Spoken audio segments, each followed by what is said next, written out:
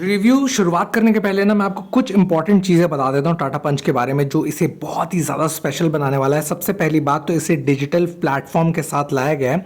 अब digital platform जो शब्द बोल रहा हूँ ना, टेस्ला वगैरह सब की इलेक्ट्रिक गाड़ियाँ होती हैं, इनके प्लेटफॉर्म्स अलग होते हैं। पहले क्या था कि टाटा नेक्सॉन पे जो सिंपल नेक्सॉन का प्लेटफॉर्म आता था उसी पर ही इलेक्ट्रिक को इंपुट कर देते थे, पर टाटा पंच से ये चीज़ें पूरी चेंज हो गई हैं। तो अब जितनी भी गाड़ियाँ आएंगी टाटा की, उसमें आपको ऐसा कुछ यूनिक चीज़ मिल जाएगा। इससे बहुत सारे फ़ायदे होते हैं, जैसे इलेक्ट्रिक का इनपुट वगैरह सब, वो आने वाले समय में परफॉर्मेंस के थ्रू जब मैं ड्राइव करूंगा तो मैं आपको पूरी डिटेल्स बताऊंगा। इसके अलावा डीआरएल फॉर्म, बहुत सारे लोगों को डाउट था, तो टाटा पंच में same as it is Nexon में जैसे पूरा जॉइनिंग डीआरएल है सामने का, और सिंपल अगर आप पेट्रोल डीजल लेते हैं तो सिर्फ लेफ्ट राइट में छोटे छोटे डीआरएल मिलते हैं, वैसे ही सेम एज इट इज़ पंच में भी मिलेगा। अब देखते हैं इसका ओवरऑल रिव्यू, ताकि आपका डिसीजन थोड़ा मजबूत हो सके। टाटा पंच बहुत सारे मामले में बेहतर थी, अब उस टाटा पंच का एक ईवी अपग्रेडेशन आया है। और क्या बेहतर है ना, सबसे मोस्ट इंपॉर्टेंट पार्ट है, किसी भी एक ईवी सेगमेंट को अगर आप टच करते हैं, one of the most prior point है कि उसका जो सामने का डीआरएल है वो थोड़ा सा इफेक्टिव लगना चाहिए। वहीं पर जैसे टाटा नेक्सॉन के कंपेयर में अगर आप टर्म रखेंगे तो हाँ, अब इसमें वही चीज़ मिलता जुलता मिल जाता है। तो सामने जैसे मैं देखूँ तो ये कुछ ऐसा डीआरएल फॉर्म मिलता है, जॉइनिंग कुछ ऐसा है। ये जो टाटा का भाग देख रहे हैं ये रिप्लेसेबल टर्म पे इसलिए भी रखा गया है क्योंकि यहीं पर चार्जिंग सॉकेट का इनपुट होता है। और डीआरएल फॉर्म की छोटी छोटी बारीकियां मैं बताता हूं ताकि आप उसको और बेहतर तरीके से समझ सकें। जैसे यहीं पर एक जो सेंटर डीआरएल देख रहे हैं वो एक प्रकार से लहर है, कुछ भी इसमें चेंजेस नहीं है, सिंपल ग्लास इनपुट है। वहीं यहाँ देख रहे होंगे तो यहाँ पर देखिएगा छोटी छोटी लाइनिंग्स करके ऐसा टोटल 2-2 के फॉर्म पे इसमें रखा गया। और टोटल ये कितना है, तो इसमें आपको टोटल 9 मिल जाते हैं। तो छोटी छोटी बारीकियां ये एक प्लस पॉइंट साबित होती है।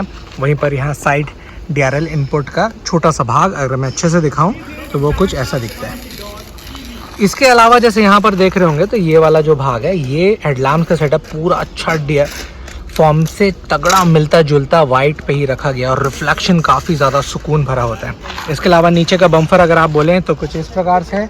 और वहीं पर बम्फर के बारे में साइड में बात करें तो ये वाला जो है आपको सेटअप मिलता है जिसमें 195/60 R16 इंच के कुछ सेक्शन मिल जाते हैं। यहाँ पर जैसे आप देख रहे होंगे तो ये वाला पार्ट नोटिस करिएगा पियानो ब्लैक टच में है। और पियानो ब्लैक होने का सबसे ज़्यादा फ़ायदा क्या है अगर आप पूछें तो थोड़ा सा एक अप पॉइंट पे बेहतर लगता है। ऑफ कोर्स इस वेरिएंट में सनरूफ भी इंक्लूड है जिसके कारण थोड़ा सा ये बेहतर हो जाता है डुअल टोन सेटअप के साथ।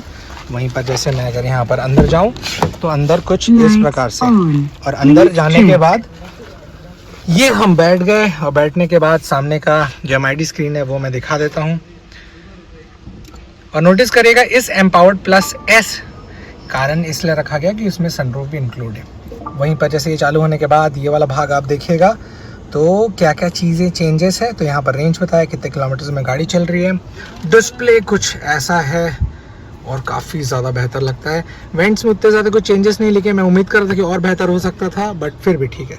ये रहा सेंटर कंसोल, ये रही पार्किंग, आप अपने हिसाब से सेट मोड करके इसे व्यवस्थित कर सकते हैं। और गाड़ी के इस प्रकार के कीज़, सीट पे कुछ इस प्रकार के छोटे छोटे पोर्स, और ये स्टिचिंग के साथ साइड वाला पार्ट काफ़ी ज़्यादा बेहतर लगा। और of course this look pretty good. ये पियानो ब्लैक देने के बाद ना थोड़ा सा क्लासी स्टैंडर्ड बढ़ गया है। दूसरा कलर वो भी है, वो मैं आपको कुछ देर में बताऊंगा, जो कि इस वाइट कलर से भी ज़्यादा मुझे बेहतर लग रहा है, ट्रस्ट मी ऑन दिस। तो उसे मैं कवर करूंगा। फिलहाल वाइट में एक झलक में दिखाऊं तो कैसा अगर दिखता है तो वो ऐसा है, ठीक। और वहीं पर अगर ये आप देखेंगे तो थोड़ा सा डिफरेंट कलर लगता है। अब वो कौन से कलर से मिलता जुलता है अगर आप पूछेंगे तो वो ऑफ कोर्स नेक्सॉन के टच पे जो ईवी है वो मिल जाता है। पीछे इसमें ट्राई एरो डिज़ाइन जो इसका पॉपुलर है, मैं उम्मीद कर रहा था कि पीछे भी कुछ ऐसा जुड़ा हुआ डीआरएल का सेट दिखेगा, बट अनफॉर्चुनेटली नहीं हुआ। बट एनीवेज, फिर पीछे यहाँ पर टाटा पंच के हिसाब से .EV भी इंक्लूड हुआ है। पीछे जैसे घुसने के पहले यहाँ पर एक छोटी छोटी बारीकियाँ हैं, सेलिब्रेटिंग 25 ईयर्स 50 लाख कार्स 1998 से लेकर 2023 तक की जानकारी इसमें। तो जैसे पीछे देखेंगे तो यहाँ पर कुछ ऐसे पोर्स, हाथ रखने की जगह, और सनरूफ छोटू सा दिया है, बट ठीक है यार, दैट्स द प्लस पॉइंट। इसके कारण भी बहुत सारी चीज़ें बेस्ट हुई हैं तो चलता है। अब वहीं पर जैसे ये वाला बोलेंगे तो सामने का कुछ ऐसा दिखता है अगर आप पीछे बैठते हैं, and it's completing to it mature extent, जिसके कारण बहुत सारी बेहतर चीज़ें। सनरूफ इतना है और ठीक ठाक बच्चे अगर हैं तो निकलने लायक सुविधा हो जाती है। अदरवाइज़ पंच में ऑफ कोर्स सनरूफ ज़्यादा जैकेंटिक नहीं दे सकते थे, तो उतना ज़्यादा उम्मीद मदद करिए। यहाँ पर हल्के से हम्प मिलेंगे क्योंकि ऑफ कोर्स सनरूफ के कारण, जिसमें थोड़ा बहुत सर टकराने के चांसेस नहीं भी रहेंगे, क्योंकि ये जो है कुछ इस प्रकार से हम्पिंग हुआ है। वो मैं आपको सैंपल दिखाता हूँ। तो जैसे मैं अभी फ़िलहाल बैठा हूँ, मैं 5 फुट 10 इंच का, तो ये कुछ इतना फ़िलहाल बचा हुआ दिख रहा है, which is kind of good. Leg space अगर आप पूछेंगे तो सीट अभी पूरी पीछे है, तो लगभग इतना गैपिंग हो रहा है। वहीं पर जैसे मैं यहाँ बैठा था तो कुछ मुझे इतना स्पेस बचा हुआ दिख रहा था। सो ये था quick detail about this beautiful punch. आपको कैसा लगा electric version? Please let me know in the comment section.